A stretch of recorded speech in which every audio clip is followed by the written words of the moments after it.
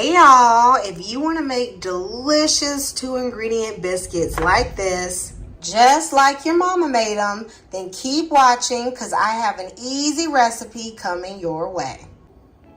Preheat your oven to 450 degrees.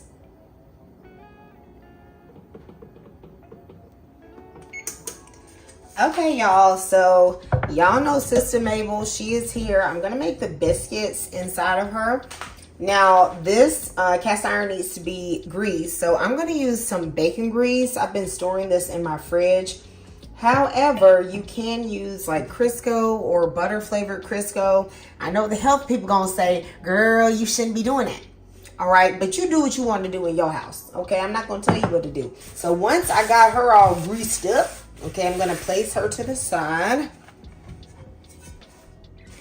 This is the flour that I'm going to be using. This is a self-rising flour, and as you can see, it says Southern Biscuit. Okay, y'all, this is the brand.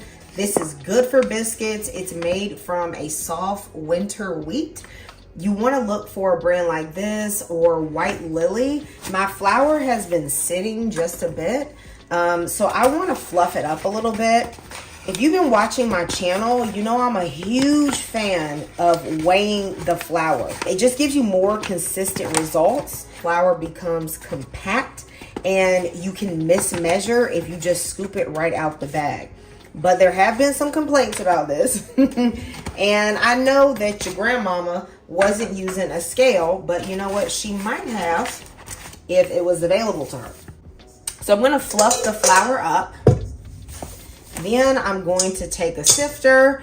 If you use a sifter, you're going to make sure the flour is light and fluffy. When I scoop out my flour, I'm not going to compact it, but I am going to wipe off this top.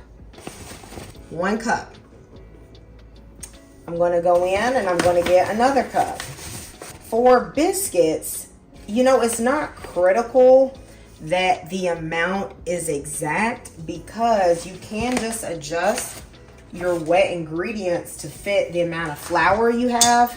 You know, my grandma used to just pour some flour out onto, you know, her board and then just add buttermilk and butter and she just knew how to do it.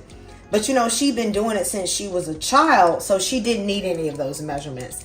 You know, I ain't been doing it that long. Okay, and I know most of y'all ain't been doing it that long. Okay. The second ingredient you're gonna need is heavy whipping cream. It must be heavy whipping cream. You can't use buttermilk, okay, because heavy cream has the right fat content. And if you think about it, if you make butter, you know, from heavy whipping cream, you are going to get butter and buttermilk. So right now, you're just skipping the step of adding the butter and adding the buttermilk separately, and you're just you're just going right in and using the heavy whipping cream. I am using 1.5 cups. Typically, it takes this amount for 2 cups of flour. I will adjust if needed. All right, so I'm gonna go in straight and just add in all of the heavy whipping cream, that 1.5 cups, and I'm gonna use my hands, okay?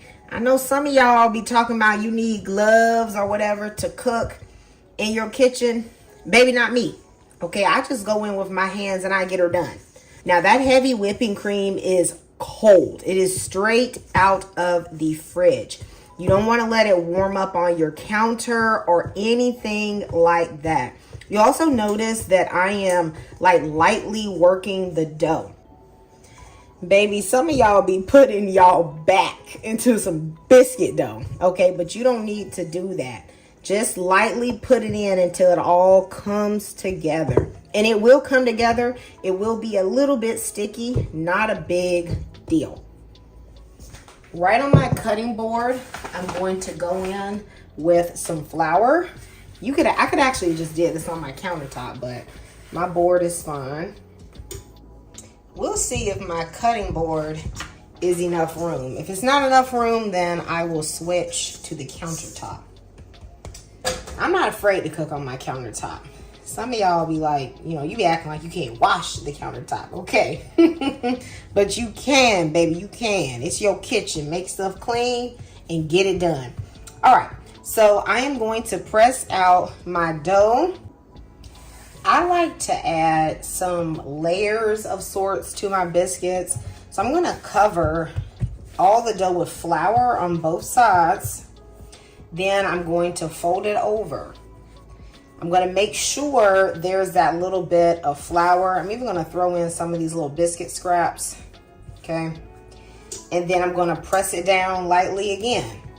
Then I'm gonna take a little bit more flour, make sure it's covered. Doesn't have to be a thick layer or anything. You just want some. To me, that creates sort of these distinctive layers in your biscuits. Then I'm going to gently flatten it out again. Refrain from overworking it. And I don't use a rolling pin. I just like using my hands. I'm going to put a little bit more flour. Then I'm going to fold it over again. Now, if you look right here, you're going to see there's some layers being formed. I think this method gives you a flakier biscuit without overworking the dough. Okay, so this is the last layer I'm going to do. So now we're ready for some cutting. Now me, if I'm not trying to do this for the camera, I'm going to take a knife and cut out some square biscuits. I don't care about them being round or anything like that. But for y'all, I have a couple different biscuit cutters. So I use this one a lot. This is for your big cat face biscuit. And actually one of my favorites is the baby biscuit. Isn't that adorable? I went to a restaurant that served baby biscuits. They were so cute. So I'm going to use this biscuit cutter. I'm going to put a little bit of flour around the edge. If you don't have a biscuit cutter, glass is fine. Press straight down. Don't twist. Tell me why we do that. Tell me in the comments why you don't twist. I know y'all from the South. You know what it is. Okay. You do not twist because you don't want to lock the sides of the biscuit, and that's going to prevent it from rising well.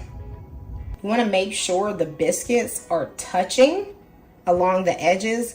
That is going to help them rise. I'm going to push this dough together. I'm not trying to overwork the dough. I am going to fold over another layer just to help them come together a bit more. Should be able to get at least 2 good ones out of this. Go right up on that edge. That's a good one. And then right here. This one should definitely have a layer and be a nice flaky biscuit. If y'all hear some thundering in the background, y'all, it is raining cats, dogs, turtles, and frogs right now. I shouldn't even be talking when it's thundering. You know, the old folks say that God working. I shouldn't even be talking. That's what my grandma used to say. He had to go sit in that corner when it was thundering outside. Go sit in your room. My goodness. Oh, I miss my grandma. Anybody else grandma like that? You had to go sit. You had to go sit in the room and be silent. They cut all the lights off when it's thundering. I'm gonna add my last biscuit right here, just tucked in between them. Of course, I'm gonna top this with some good old Southern Liquid Gold, some butter, baby. Okay. My oven is already hot, so once I finish buttering these biscuits, I'm gonna put them in right away. You don't wanna let them sit on the counter and come to room temperature. I'm gonna let these bake in the oven for anywhere from 15 to 20 minutes. You definitely wanna check it at the 15-minute mark, but I'll let you know exactly how long it took for my biscuits to cook. It has been 18 minutes. Okay, my biscuits are nice and golden brown and beautiful. Look at that. Perfectly cooked. I'm gonna brush just a little bit more butter on the biscuits. I'm also just gonna put a touch of honey on them. Not only does it make the biscuits look good, but that sweetness is really nice on them. Now, if you don't like your biscuits this brown, you can do 17 minutes or even 16 minutes. I actually like mine a little brown. I just think they taste a bit better. But I know a lot of people like more of that really light golden color like here. But it's all up to you. Y'all, when you eat your biscuit, you better bring out your good butter. So I'm using some grass-fed butter because you're going to taste the flavor of that butter. Look at that. Look at that. Isn't that beautiful? This biscuit is nice and fluffy because I did not overwork that dough. Has a really nice crumb to it and a really nice taste to it. If butter's not your thing, I have some carrot cake jam, homemade preserves. You go ahead and use some of that to your biscuit. Y'all, that's so good. Let me know if you are going to try this recipe, and I'll see you next time in Kamira's Kitchen. Goodbye and God bless.